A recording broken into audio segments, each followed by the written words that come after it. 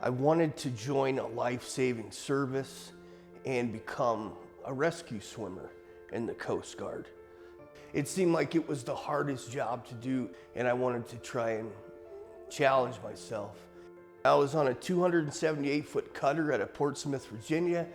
I was leaving the country for 3 to 4 months at a time and going to all these beautiful places in the Atlantic and the Caribbean Ocean.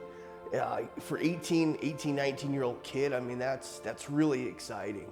My time ended about 4 months early because I wasn't progressing, I wasn't gaining rank, I was just kind of being stagnant. I became severely depressed after failing swimmer school. That's the only reason I went into the Coast Guard, was to be a rescue swimmer. And I guess at that young age, I didn't know how to handle the loss. I just felt ashamed of myself for dropping out of school. The first 6 months, I don't really remember because I was drinking so much. I didn't know how to just be myself around people that I used to know. I wasn't even comfortable in my own skin anymore. It's like I lost my identity. I didn't know how to be around those people because honestly, I didn't want to be around those people. I wanted to be back in the Coast Guard, and I wanted to be pursuing a career. But with all the shame and guilt that I had going back into civilian life, that carried into a really bad drug and alcohol addiction. I was really fighting with PTSD issues, really fighting with depression and anxiety, and I had become so cold and just such a shell of a person. I didn't have any connection or attachments to anything or anybody, not even my son. And one Sunday afternoon, I walked my son outside of my house to my ex-wife's car, and I kissed him on the head and I told him I loved him, and I told myself that if I didn't feel a connection right then, that I was gonna go back inside and kill myself. I had about 30 pills and I had a pint of Jack Daniels. I chewed the pills up and then I drank the whiskey, and I fell asleep. Or I blacked out, whatever happened, but I woke up, I fell out of my bed and my head hit my side table. And I just felt the most excruciating pain in my body that I've ever felt before in my life. And in that instant, it's like all the love that I should have felt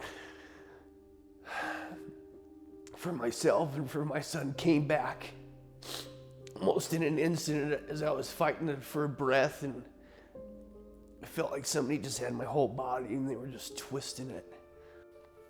I was in inpatient treatment at Fort Harrison. I was trying to dry up off of meth and fentanyl. That shame that day when I walked into APC and I met the people here, it didn't go away, but I really put it to the back of my mind every time I walked in here.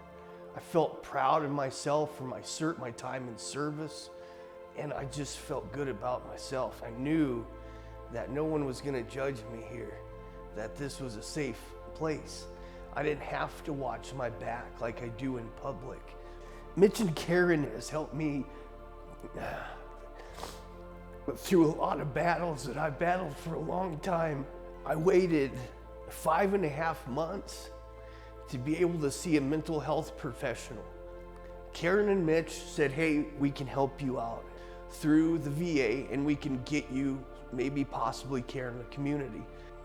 You know, it was the next day, 2 days later, that the VA called me and said, we got you care in the community.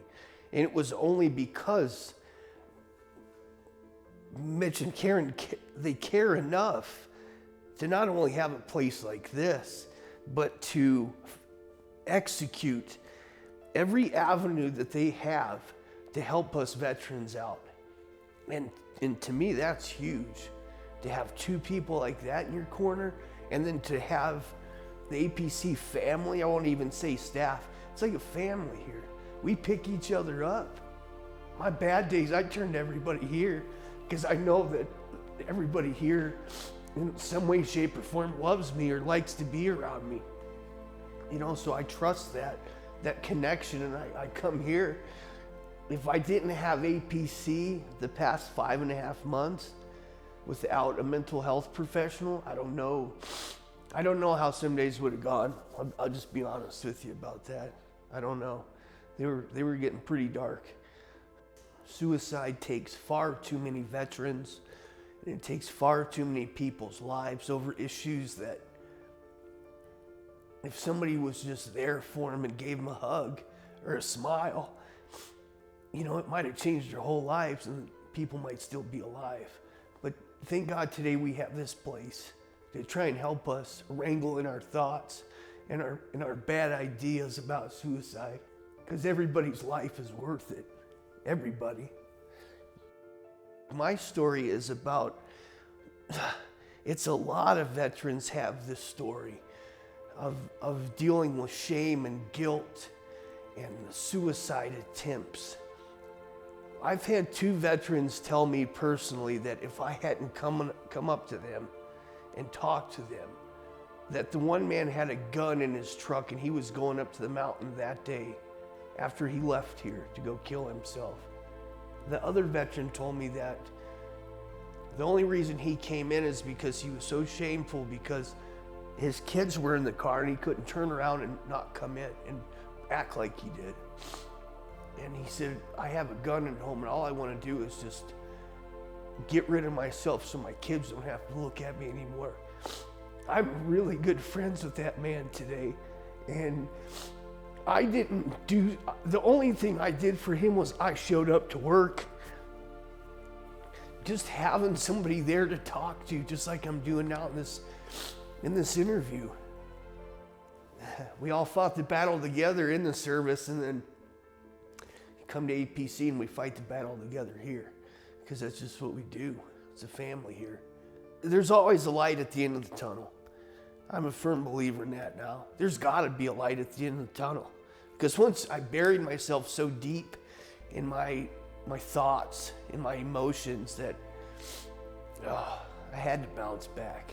I had to do it I had to do it for myself, most importantly. I think that's so important for people to know, is that you can do it, you can try to do it for your kids, but I got better for myself. And then that love for my son, just grows every day. The search to find myself isn't a battle. I know who I am. I know who I am on drugs, and I know who I am when I'm not on drugs. I just look like a regular person walking through a store, all happy and joyful, because I am happy and joyful. I'm Trevor Hester. I'm a Coast Guard veteran. I'm a hell of a person. I'm honest. I'm happy, and I love people. And I love to see people come in here and get the help that they need, because I know how much this place has literally saved my life. For more information, please contact the Adaptive Performance Center. If you are a veteran in crisis, please call the Veteran Crisis Line at 988 and then press 1.